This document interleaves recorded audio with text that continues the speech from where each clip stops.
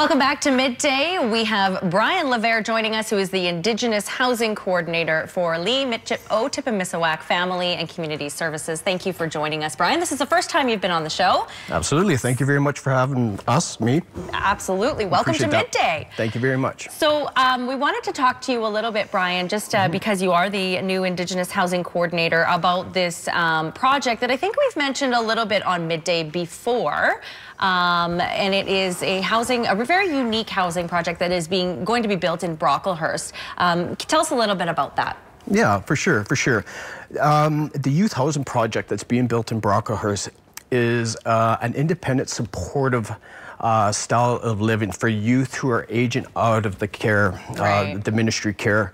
We are a delegated agency, one of two in BC who are delegated agencies, but we will be the only one in BC who actually has a housing unit attached to the delegation as well.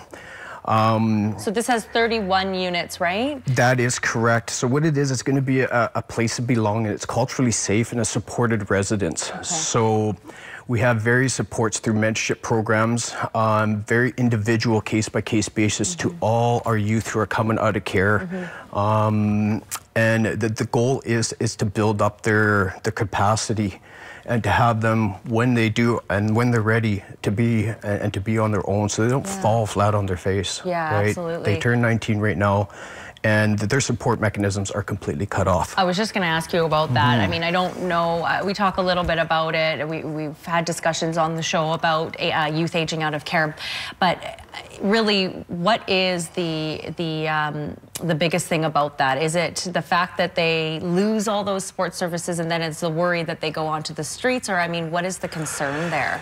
You hit the nail on the head. They turn 19 and they lose their financial support and all the other supportive mechanisms around them. So, you know, they could be involved with services that are helping to support them, but they pretty much lose all that at the age of 19. So they're left to it would be the streets, it could be gang activities, it could lead to incarceration, drugs, and then you're left to break a cycle that we just have been going around in circles, trying to break those cycles, trying to break that ground level. Kikakialk, the name of our building, is designed to allow those individuals to grow, to fall, and we bring them back, put them and help them learn again. Exactly. And then when they're ready, and then help them progress. And there it is. That's the rendering of the building that will be in Brocklehurst. And what I find really unique about this, Brian, you mentioned youth, but I know that Indigenous elders also have a big role to play in this. Yes, and this is the wonderful part of our Indigenous community building. Our Indigenous families, communities, the elders are always a vital part of the role in teachings. Culture, respect.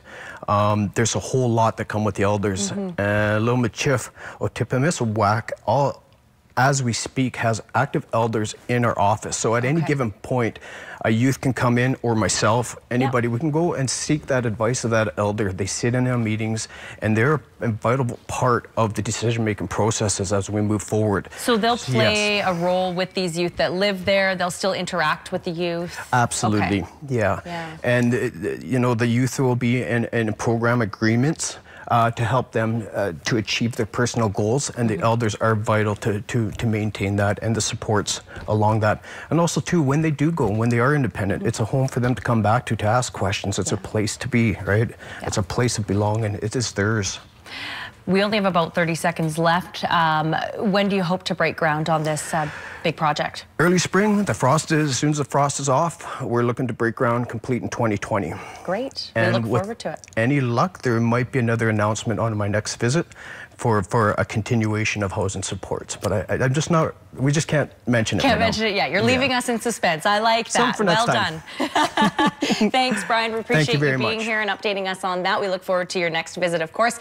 For more information, LMO's information is there at the bottom of the screen. We're back after a break. Stay with us on Midday.